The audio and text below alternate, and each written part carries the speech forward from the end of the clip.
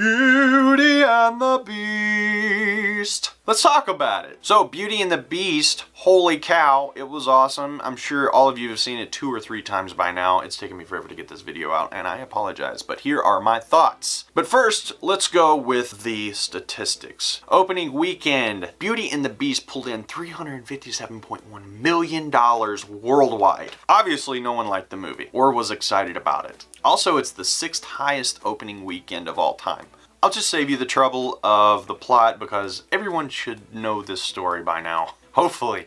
If not, you're in for a treat, and this is the perfect introduction to this story. Quite honestly, I felt every single emotion there is to feel while I was watching this. I felt like a kid again. I felt like I was watching this for the first time again. This thing was shot almost scene for scene, and it was almost flawlessly done. The attention to detail was absolutely stunning. Now, like so many others, I will just go ahead and say it. Going into this, I was kind of worried about Emma Watson being Belle. But then again, a part of me was like, she'll do fine. And she did more than just be fine. I mean, she is fine. She was perfect as Belle. I bought into it completely. And granted, she doesn't have the most amazing singing voice, and I could tell there was a little bit of auto-tune in there, but you know what? It's fine. I had no problem with it whatsoever. She's easy on the eyes, and she's a good actress. Now, one of my favorite characters in Beauty and the Beast is Lumiere, but in the live-action version, I have to say that Kevin Kline as Maurice takes the cake. I thought he was fantastic, and that casting was spot on. The chemistry that Emma and Kevin had was amazing, and I bought into it completely. And almost every time they were together, it was so sweet that I was tearing up. I'm not gonna lie, I might have cried a couple of times while I was watching this.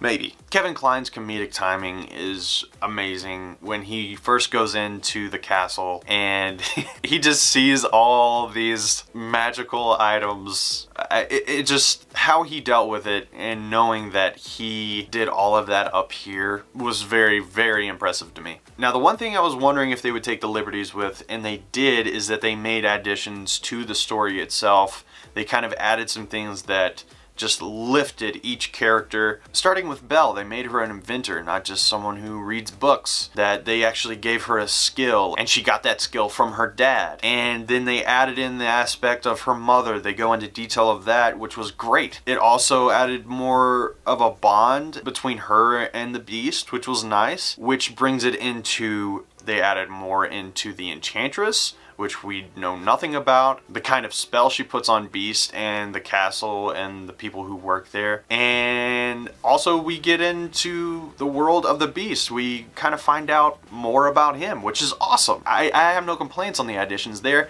and I have no complaints on the additions of the songs. As far as I know, there are 3 new songs in the movie in comparison to the animated series. Now, I did see Beauty and the Beast live on Broadway, and that was amazing. I can't remember if those songs are in the Broadway show. Someone let me know in the comments down below. Confirm that for me. All of these additions just kind of lifted everything that was already in the story. I like those fine details. So yeah, enough on that. And just, I'm gonna go ahead and cover it because it was a big issue with this movie the week before the movie came out. If anything, I think it did the movie more good than bad, is the character Alifu, who they made the first openly gay person in a Disney film. Quite honestly, anybody who had an issue with this, that you just need to get over yourself. The articles made it out to be way worse than it really was, and even then it's not bad. The thing is, he's not any different than he was in the animated series. He's head over heels for Gaston. I mean, that's pretty obvious. They just kind of pulled out and added more to the character, and I thought it was great. The worst he does is he touches another man's hand at the end of the movie. That's all there is. But quite honestly, off the top of my head, I only had 2 issues with the movie, and they're not really issues. They were kind of hiccups, or they made me go, huh? And those 2 things are, number 1, I saw this movie in 3D, which I highly recommend. If you've not seen it in 3D, or if you haven't seen this movie at all, go see it in 3D first. This movie was worth seeing in 3D just for the Be Our Guest number. But the one part that really got me was when her ball gown is being made and put on her. There's these gold flakes coming off the chandelier. Now, as far as I know, this happens in the animated movie. I can't remember. But it comes down and it goes under a dress. Now, in the process of it coming down, there's nothing in the foreground, so there's nowhere for your eyes to focus. And for me, I went cross-eyed. I mean, it was awful. But that's my only complaint with that. Now, the one thing that made me go, huh?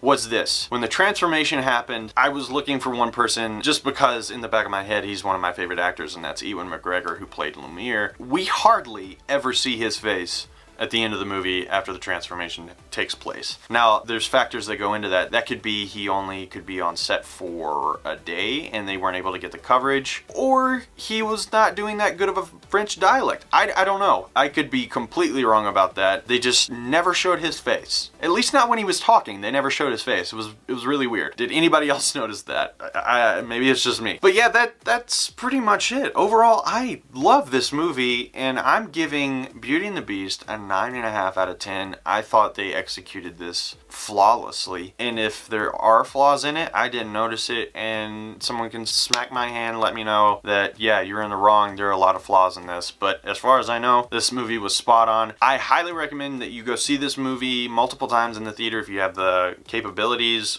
or the capacity. It was an absolute treat, and I felt like a kid again. If you love movies like that and you're a huge Disney fan, I'm sure you've already seen it, but go see it again. So yeah, what did you guys think of Beauty and the Beast? Did you love it? Did you hate it? What did you have problems with? What were your favorite parts? Leave your comments down below. I want to know. Let's start a conversation. And if you like this video, you like what I had to say about the movie, hit that like button. I would greatly appreciate it. If you're local to the Asheville, North Carolina area, be sure to head on over to the828.com. It's where the locals go. As always, thank you so much for watching, guys. I greatly appreciate it. If you want to see more content like this and not miss a single one of my videos, be sure to hit that subscribe button. If you want to see my last review, which was for Kong Skull Island, you can click right there. And you guys have a fantastic day.